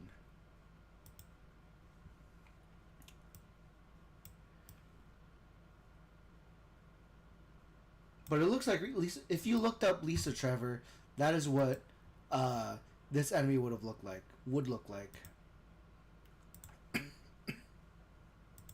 Foe that more than lives up to the mantle of a Resident Evil stalker. You die by bite? That more than lives up to the mantle of a Resident Evil. Okay, so you have to run away from. I'm gonna keep calling you Lisa Trevor. Stalker. But it looks really weird. Like some of the parts don't. The short demo match, takes place at the Rhodes Hill Chronic Care Center and stars our latest protagonist, Grace Ashcroft, who creeps through the dimly lit and suitably spooky setting, armed only with a lighter and glass bottles. While I expect that combat will be a part of the full game, there were no firearms to be seen in this demo. Which makes sense because it would do a disservice. I feel like I want the game to be consistently. I want the majority of the game to have Grace without a weapon until the last quarter, because it's about her journey and she's primarily a researcher, I believe. So I want her to be less focused about fighting until the last quarter of the game. So there's an inherent emphasis on caution while creeping around the clinic's handful of rooms and single long connecting hallway. And if you think that sounds like an incredibly small location to explore, well, you're right. My sample of Requiem lacked any real kind of exploration and was largely a task of collecting item A to open item B, which allowed you to get item C and so forth. That looks like a problem if you... All sounds simple enough, right? Well, in classic survival horror fashion, your uneasy confidence is quickly jump scared out of existence upon the arrival of the as yet unnamed stalker enemy. After Grace discovers a lifeless zombie, or infected in her words, a hulking claw lurches into frame to manhandle the corpse. Okay. The camera lifts just as the creature plunges its teeth into the zombie's skull, both demonstrating the beast's sheer mass and how it has little consideration for the iconic fodder of the series. Oh, this new stalker is Lady fantastic. Detour, with the frame of Resident Evil's Lisa Trevor and the vice-like jaw. Lisa Trevor. There's a mention of Lisa Trevor. Indigo. She has bulbous eyes, claws for hands, and a Quasimodo-like posture. Once unleashed, this stalker, like its recent relatives, is persistent, Gotta run. promptly reacting to the sounds, sights, and smells of Grace. Uh-oh. Uh-oh. And like her xenomorph stalker cousin from Alien Isolation, this Uh-oh. monstrosity can, and will, travel above you through the ceiling space, dropping down as quickly as it can scarper up. Basically, she's relentless and can easily outmaneuver you. From the ceiling. Jeez. You gotta run. Fortunately, there are a few tools in Grace's arsenal that can help you survive though. The first being the aforementioned glass bottle. As you might expect, they're primarily used as a distraction tool, drawing the stalker's attention to the other end of the hallway and buying you time to slip past. It can also, in theory, be used as a weapon, although I'm not sure I'd recommend it. As with most stalking enemies, you can't kill or even damage Grace's pursuer. Will that work? Perhaps Grace's most valuable weapon though, as you might have gathered by now, is sneaking. While crouching, you are afforded some moments of mercy, as you take advantage of whatever small pockets of space you can find, be that under tables or behind corners. It's a useful skill, particularly in the nurse's station room, when drawing the attention of the beast is inevitable due to a scripted sequence. That is a scripted sequence. I don't want ads about Japan. I want to go to Japan, but not like this. I've been to Japan's Amazon ads for a long. It does, however, only buy you a moment to slip by, and even when you reach a safer spot, flicking open your lighter to illuminate the darkness will draw the stalker's attention back to you. Great. Keep as much as you wish, but your pursuer is always hot on your heels, no matter how carefully you tread.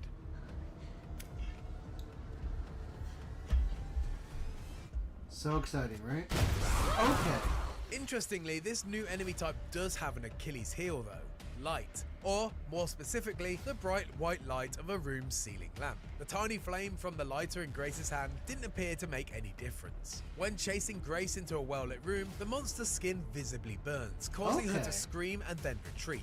Not only does this put some of the power back into your hands, but it's also a nice interpretation of the rules of Resident Evil's safe rooms. If you've ever seen Mr. X's bizarre backpedaling when confronted with a safe room, you'll know this change is a welcome one, adding some well overdue logic to the classic gameplay trope that magically blocks a stalker from entering your safe haven.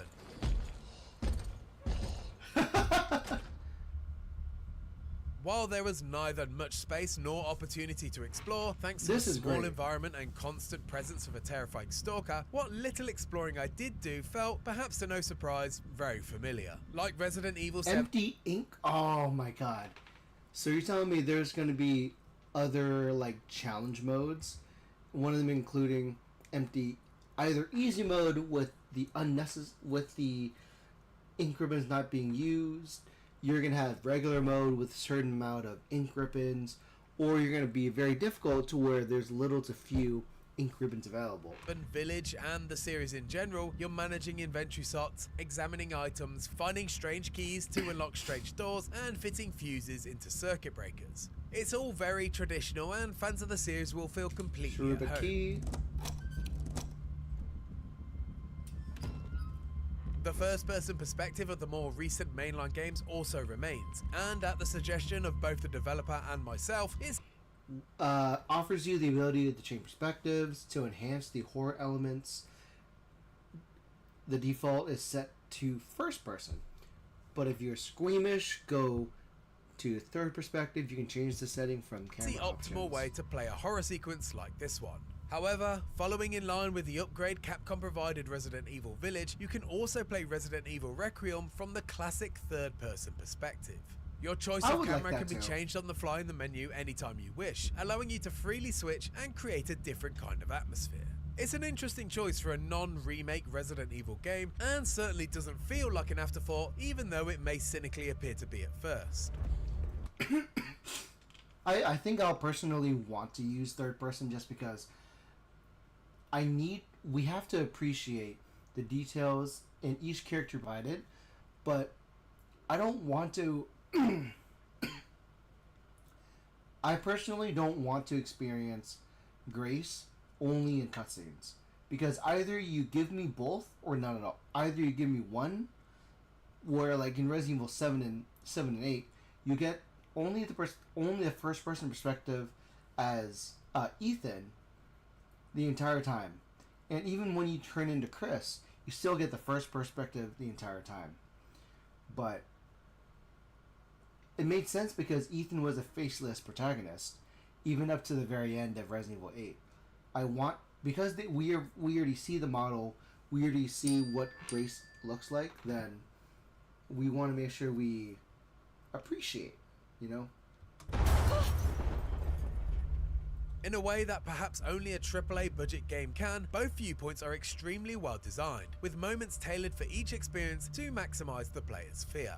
In first person, the Stalker looms larger and feels significantly more imposing, with the restricted field of vision allowing for scripted scares to have more impact. During the demo, you're forced to make some noise by moving a cart across the room to create a step to reach your next item of importance. With the more focused first-person viewpoint, mid-action you're treated to a giant, claw-shaped signifier of the beast's impending arrival scraping past the window. Hey, buddy. It's a panic-inducing moment, and one that loses its power when your hyper-specific point of view is opened up wide by a third-person camera. That's fair. Yeah, it does lose its charm, It's but clear it's still though scary that either way. Capcom is aware of this and has made effort to maintain its scares despite your viewing preference. And in that short gameplay slice, that ethos was perfectly demonstrated. In first person, just after the Stalker's introduction, you simply turn around to smoothly run down a hallway as fast as you can, leaving the Stalker in your wake. And it's only the sounds of her shambling that follow that remind you that you're actually in danger. I can't run away. In third person, however, perspective-specific animations have Grace stumble and fall, building up the tension to make up for the reduced level of threat produced by the wider, vision-granting perspective. It's a lovely touch, and something I'm hoping to see a ton more of in the full game, hopefully providing ample amounts of horror despite your perspective preference. Hey! Help! My short playtime was such a small sample size of Resident Evil Requiem that it's very hard at this early stage to know whether ninth entry in the mainline series will fit in comparison to its predecessors. And that's assuming that this scenario in the demo will even feature in the full game at all. There's a chance it won't be featured? Interesting. Okay, because if I remember correctly, the Resident Evil 7 demo, I believe, had certain scenes that weren't a part of it either.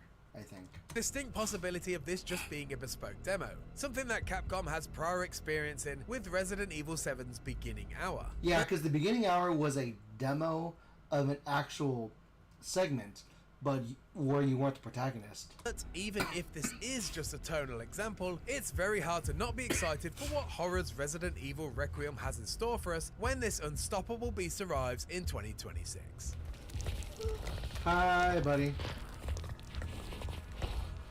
Nice jumpers you got there.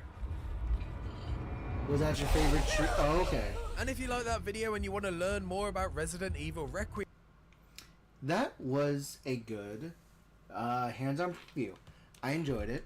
I like the idea that there is a chance of it not being a true segment of the game, because who knows? Maybe she's hallucinating. Because there was also a scene somewhere where she was dragged into darkness, and then after that, you don't know what happens. So hopefully that's just a dream sequence.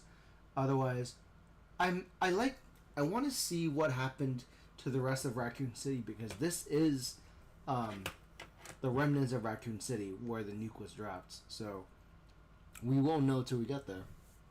Really exciting.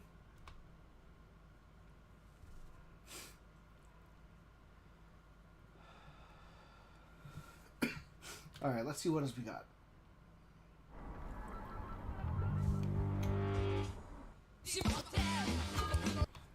Japan. I know about you. Stop letting me know about Japan. This is a lot of Japanese advertisement. This is telling me I'm going to Japan. A lost grey wolf in the Black Forest of... Okay. Tired of cutting cheese? Get the sword. Interesting. Yeah, I've played Valheim before. What is this? Oh, that's just a 2.0 trailer.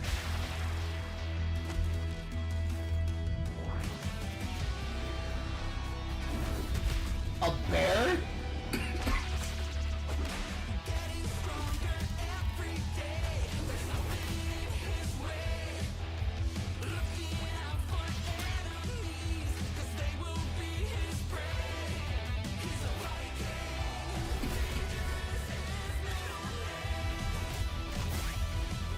You can block. Okay. Okay. Gnomes.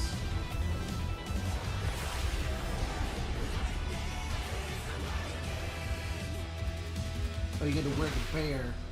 Call to arms. Available now for public testing. Okay. So that's the new update. Call to arms.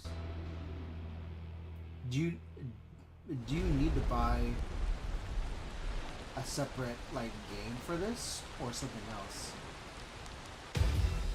Oh, that's a different kind of bear. Okay, cool. Let me actually check it out because I don't know if it's a free update. Call to arms. Is Valheim Call to Arms free?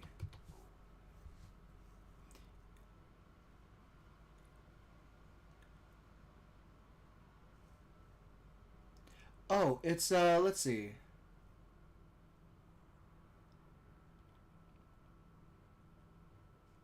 Let me check it out.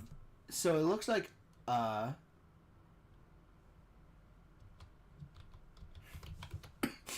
check out the Steam store.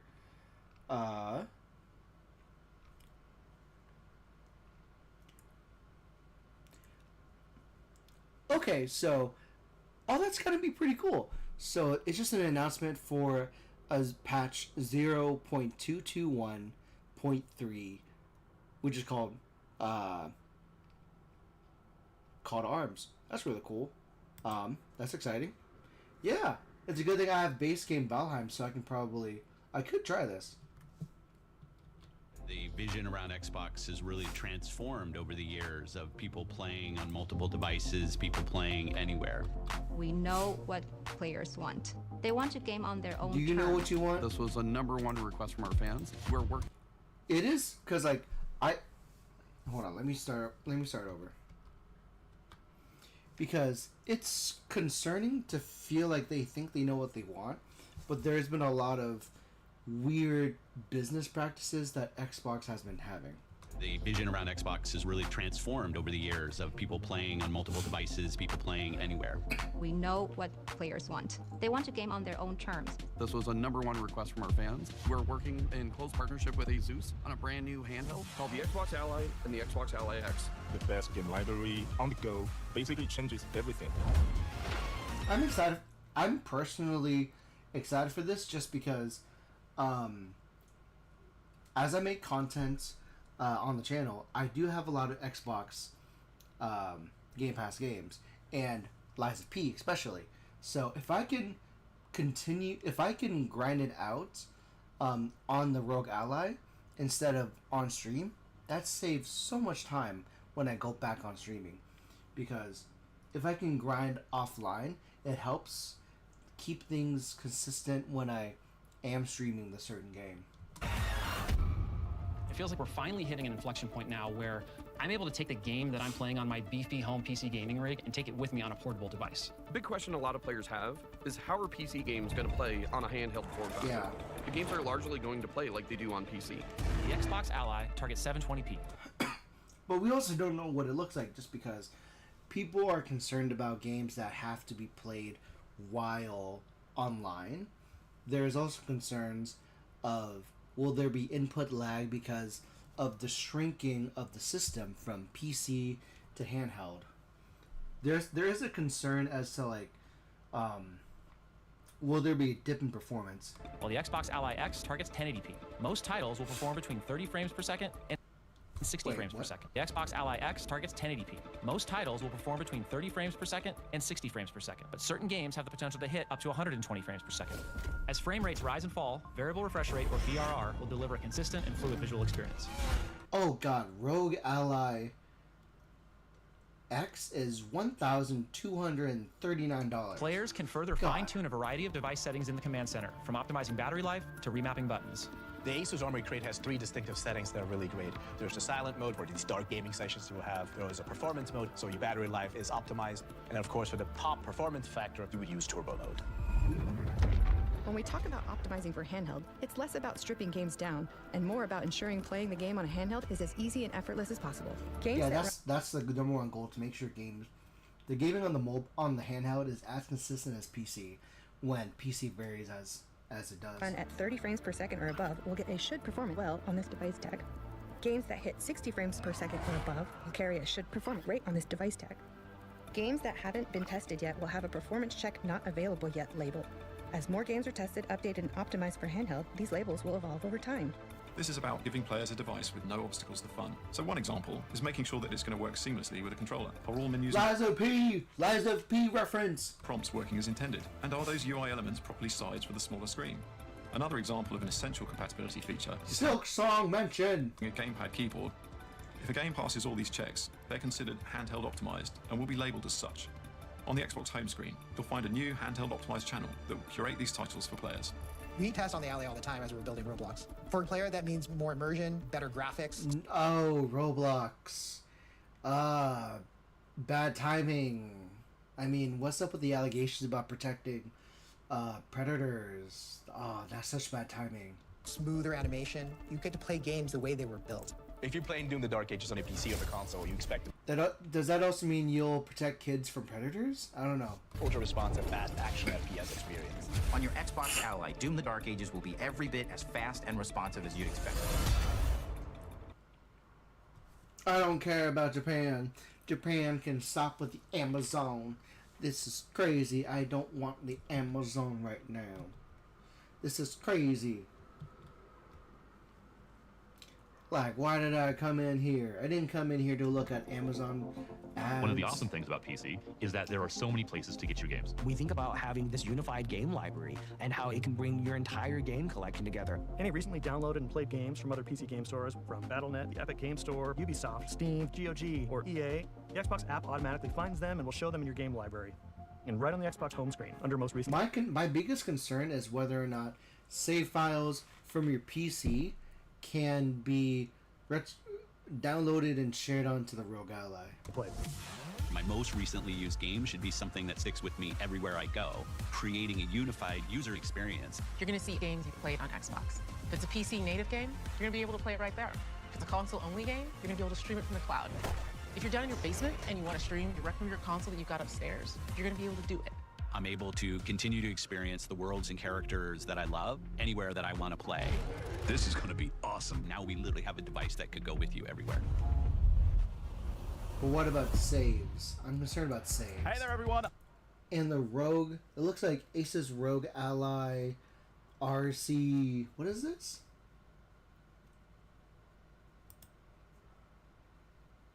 So allegedly, the Asus Rogue Ally RC71 is $700, more expensive than a PlayStation 5, which is crazy. I'm Henry, and today I'm joined by Dom and Brianna from Xbox and Gabe from our friends at Asus, who are going to tell us a whole lot more about the ROG Xbox Ally and the Xbox Ally X, which are the very first handhelds giving Xbox fans the... So the cheapest accessibility is the Rogue Ally, which is the Rogue Ally and the Rogue Xbox Ally different?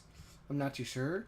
But the minimum barrier of entry is $700, and that's still crazy.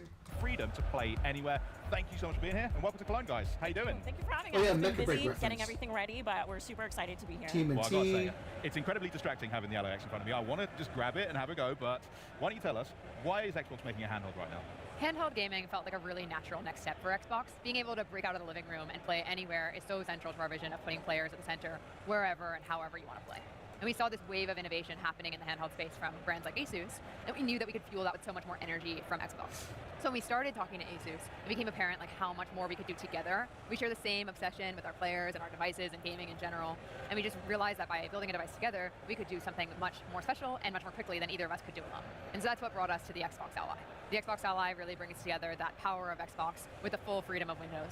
That means that you can play your PC games natively from across storefronts. You can play your Xbox Play Anywhere games natively, and you can stream your console games as well. And really, this is just the beginning. Like, we have such a huge roadmap of improvement. My big concern is save files. That's, again, my number one concern is save files. And that we're going to continue building, continue delivering for our players. We're always listening to feedback, but I'm really excited for this first step. As a device, it's got a really quite unique look about it. Gabe, can you tell us a bit about the hardware design of the Ally? Absolutely. The design of the ROG Xbox Ally features natural ergonomics, comfort, and user familiarity. These solid contoured grips familiar with that Xbox controller we all know and love. And so design starts with your hand, right? We think about our opposable thumbs and the really nimble fingertips that we have. These are the tools that we use to write, to pick things up, and definitely to play. And so when you think about the devices as they are in their current generation, it really rests into your palm, and you're using your palm to pick up these devices. And I say it's kind of like a tray-like feel. With the ROG Xbox Ally series devices, it rests into your fingers and then into your palms, and then allows you to curve over, giving you the freedom to use that to play. On our wonderful new ABXY keys, with the tactile feel and color coloring of the new Xbox controllers. I don't need to know about soccer. Why does, like, every time I see this, like, ad, why does only one sister buy something and not the other? It's not as simple, though, as just taking a controller and splitting it in half and putting a panel inside. Really, that would cause you to flare out. So there's a subtle detail of how you kind of want to have you fall in and be natural. And those contoured feels and this natural feeling really helps with the overall weight distribution. And that means comfort when you play long on these devices. And so with the Xbox Ally series, you're going to be able to play longer and play comfortably. And then, with the ROG Xbox Ally X, you then have the access to the impulse triggers. So then you're able to feel everything and be part of the game and immersive inside in terms of all the things that you would be familiar with on your Xbox controller today. And so you'll get all those game-centric cues coming through on your device. It's so like fully fledged and very well optimized for gaming, which is why I need to ask, how has the Windows experience been optimized for gaming, which is primarily what we want to do with an Ally? Yeah, absolutely. I mean, this has been a huge collaboration between Asus, Xbox, and Windows. And so we really thought about like what makes playing on Xbox so unique, and how can we bring those elements together with what makes Windows 11 so great for PC gaming. And that really led to, from my perspective, 3 big features. The first one is the Xbox full screen experience. The Xbox full screen experience is extremely tailored for the handheld device, for controller navigation, and right from the moment you turn on the Xbox Ally or the Xbox Ally X, you launch directly into this Xbox full screen experience. But what's even more interesting about what's happening here is not just the experience itself, but what's not happening. So we've collaborated really deeply with Windows to defer a bunch of processes that aren't required for gaming. So that means your desktop, the taskbar, all of these things aren't loaded when you boot into the full screen experience, giving all that memory back to your games. Okay, The second that's feature pretty cool. is Pretty the good. aggregated library. So That's a because good it's idea. Windows, we know that our players have catalogs of games that span across different storefronts. We want to bring your full library together in one place in the aggregated library so you can see all of your installed games from different storefronts. This makes it super easy to launch your games, kind of stay in that Xbox full screen experience for more of your experience, and just really experience the full value of the device. The third feature that we've really invested deeply in is the Play Anywhere feature. So Xbox Play Anywhere has been a program for a long time, but we've really been investing in it so deeply, and there's now over 1,000 games that support Xbox Play Anywhere.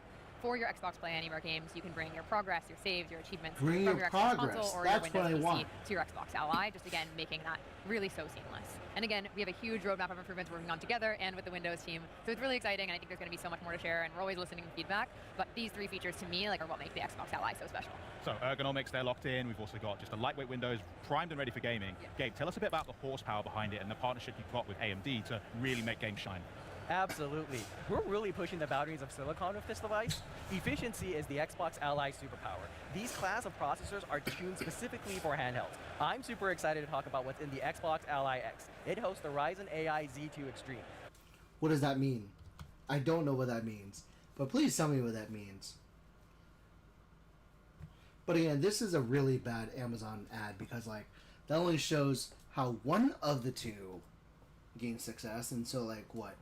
Are you telling me your Amazon purchase was a new We've taken ball? the best performing processor on the market and added NPU. That means you're ready for new frontiers in local AI gaming while having the best efficiency possible on these new amazing generational changes with the Z2 Extreme.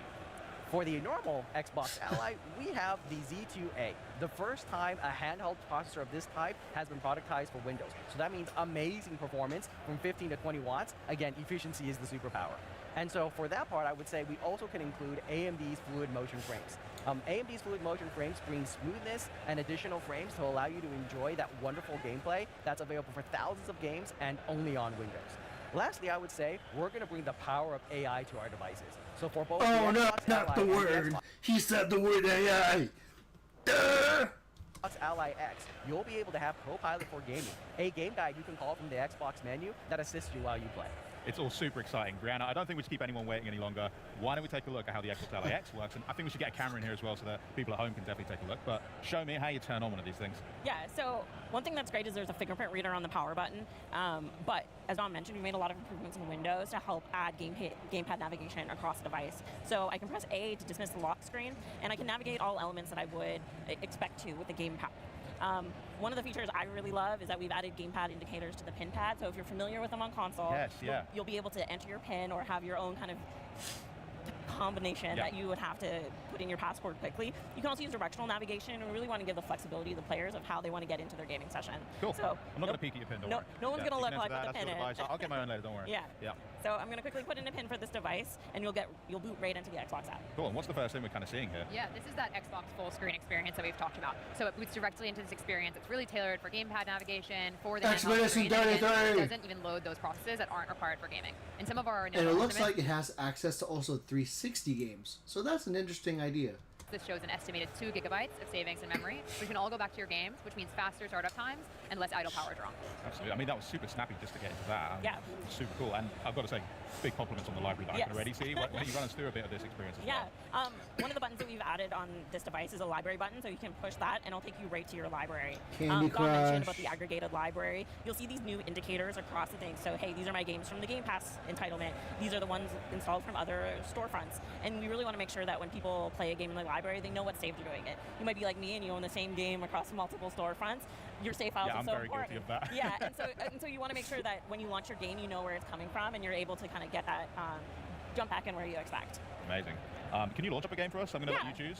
Yeah, so let's launch up Gears of Why War. not? you can Why not see that the Expedition? photo that we have launches full screen.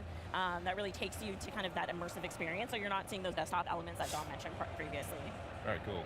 Because there's something I use at home on my desktop, which is Game Bar. I use it to access my screenshots. I use it to access all of my friends lists, party chat. Yeah. We have a little look at that. How does that operate on the Ally? Yeah, so one of the main differences between the original Ally and the Xbox Ally is now there's an Xbox button on the device. And so by pressing it, you quickly bring up Game Bar. And this is the optimized view that we shipped last year called Compact Mode. That takes that same widget model that we have before that's completely extensible, but it puts it in a more streamlined, optimized form for these handheld devices. So it lets you quickly get access to device settings and most importantly, Command Center. Nice. So instead of having multiple overlays that you're juggling, it's all in one overlay and it's all in Game Bar. And so you can get access to some of those awesome AMD features as well as the Asus features that you've been known for before to be able to navigate those and adjust those kind of performance settings on the fly. As a person who is already a multi-device user, it does instantly feel quite familiar as well. Like across my console or my PC, I'm kind of getting this very fluid and connected system. It's really nice. Yeah. Again, what's up with my trip to Japan? Are you upset with bread and egg? Bread and egg is so quintessential to the livelihoods of others. You're saying that everyone is garbage?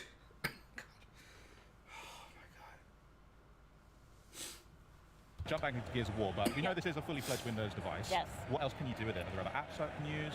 Yeah, so one of my favorite features is we've added a new custom task switching view. So by long pressing on the Xbox button, you'll get this new experience where you can quickly bumper between existing applications as well as go to the Windows desktop if you need to kind of tweak something that you can't do easily. And it really kind of makes it feel fast and fluid. And so if you're using Discord or getting a little hint and edge, you can quickly bumper between them and then go back to your game really smoothly. So snappy. I absolutely love it. Dom, is there anything else you'd like to add as well to what we're seeing here? Yeah, I mean, this is really our Xbox experience reimagined for handheld gaming. Builds in collaboration with Asus, Windows, Xbox, and allows you to have that full immersion and effortless play. But really, games are at the heart of what makes a great Xbox experience, and that's why we're developing a new program called the Handheld Compatibility Program. And this will help you really easily understand what games play well on your device across things like text size, controller navigation. And so we're really excited to announce this program and work very closely with our developer partners on it as well to help you have the best possible gaming experience on your Xbox Ally. That's so awesome. So all of that, and I hear that you've also brought a little video for us to check out. Should we just load that up now? Let's do it. Introducing handheld compatibility. Awesome. Silk Song.